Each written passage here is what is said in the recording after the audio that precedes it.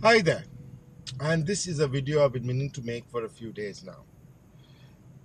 I've spent the last few days and over the past weekend speaking to a lot of electrochemical engineers, chemical engineers, and two-wheeler electric vehicle manufacturers, trying to understand why there have been so many cases of thermal runaway in India.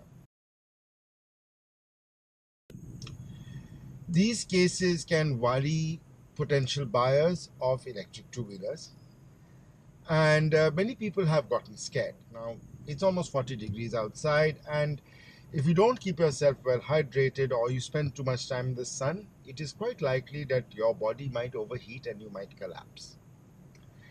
When your body overheats, is basically meaning your body is unable to dissipate the heat that builds up, thanks to physical activity fast enough because it is so hot.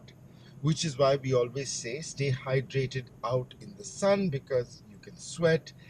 And I'd compare sweating to liquid cooling on a car like this. Lithium batteries are known to get very hot. These are conditions about lithium batteries that have been known for quite a while. In fact, there were three gentlemen who won the Nobel Prize for in 2019 for chemistry, had done pioneering work in taming lithium batteries. Their work in taming lithium was essentially trying to prevent fires on lithium batteries. And the reason lithium batteries have fires is lithium can crystallize, and when lithium crystallizes, it can sort of go through the electrolyte. Now, many people in the electric two-wheeler industry have taken umbrage to the fact that lithium battery should not catch fire because it is summer in India. That is sort of missing the point. Obviously, they try to defend their industry. Well-made lithium batteries will not catch fire in summer in India. A good lithium battery or lithium-NMC battery, which is nickel-manganese-cobalt battery, which is the primary lithium-ion technology used in electric vehicles right now, can operate at temperatures as high as 120 degrees centigrade, which is a lot higher than um, an internal combustion engine car like this, which will be running at between 80 to 100 degrees centigrade. But this car has liquid cooling, and if I keep my coolant topped up, that is not a problem. Electric two-wheelers in particular do not have liquid cooling, and if a battery is not well made, it can still catch fire. And what do I mean by battery not being well made? There can be various pollutants inside the lithium. The lithium may not be refined as much as, say, a lithium on a well-made battery.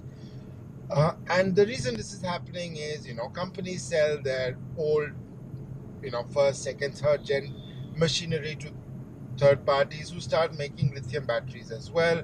And there are lots of manufacturers like this in China. Some of those batteries may not be up to spec. And I know people will say this is just speculation, but well, there are a lot of manufacturers of two-wheeler vehicles, electric vehicles in India, who are essentially assemblers. They do not have, they're just bringing in kits from China. The FAME 2 subsidies were very generous and actually didn't just subsidize the product for consumers. The subsidies per kilowatt hour was so generous in some states where central and state subsidies merged that it made sense for somebody to just bring in those kits, because you don't have to pass the entire benefit on to the consumer, right? Truth be told, whenever people see an opportunity to make money, and people did see an opportunity to make money in bringing in such electric vehicle kits, they did.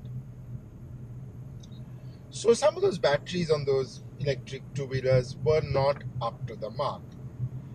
Some of these are from companies that have little or no manufacturing or engineering expertise, and that is what is worrying. I mean, and you need a lot of engineering in electric vehicles, not just electrochemical engineering to understand how batteries charge and discharge, and that's a whole interesting science in itself, but also software engineering, because you've got a good battery management software that lies in the electric two-wheeler.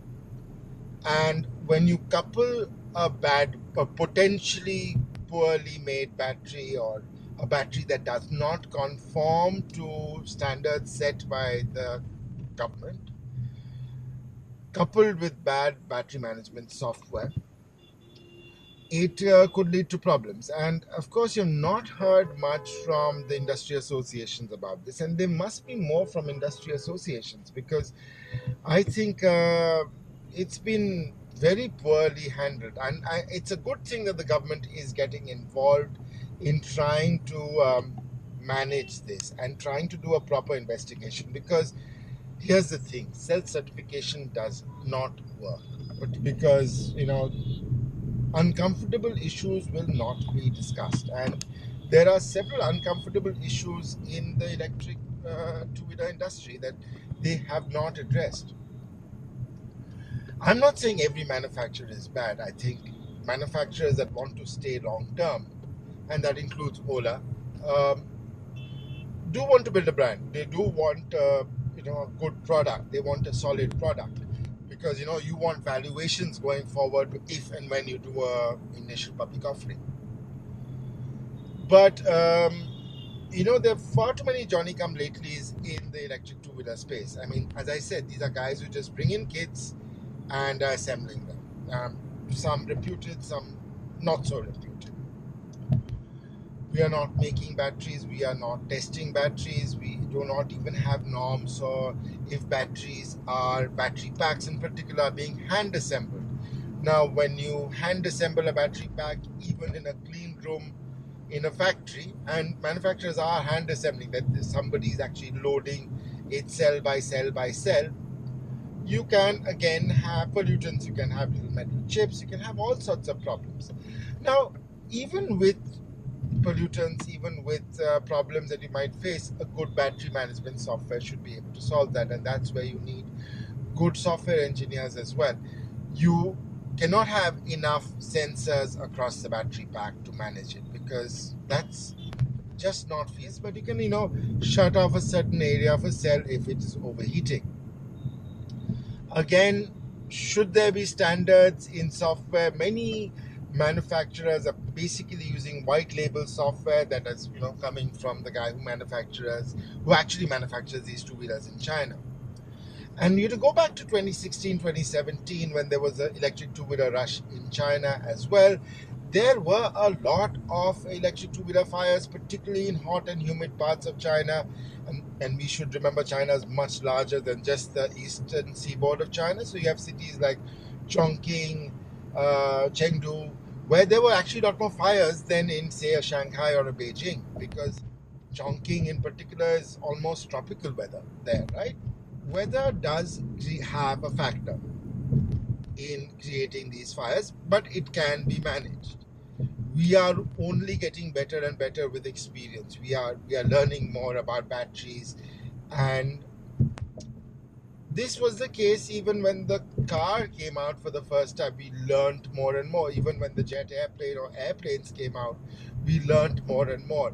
However, we live in a time and in a society where you want your machines to work, and what is a willing level of personal risk that you're willing to take. I mean, is 1 in a million. Now, you can still have a 1 in a million failure in battery cells, no matter how well you make them, no matter everything goes well. You never know, there could be some problem in the lithium that you've extracted. No matter what safety measures you take, 1 in a million cars will go wrong, right? I mean, something will go wrong. We don't know what, it just goes wrong. This is still an interesting topic. I think the government should definitely investigate this, because right now the failure rate is much, much higher than 1 in a million. And while I think society at large is willing to take a 1 in a million risk, are we willing to take 1 in 100,000? I don't know that. So yeah, thank you so much for watching. I'll be making another video soon on lithium-ion, or not lithium-ion actually, on the natural resources problems that we're going to have as we electrify, particularly with the war in Ukraine leading to massive rises in the price of nickel. So do take a watch of that, and I will let you know a bit more about sodium ion batteries going forward as well. Thanks for watching.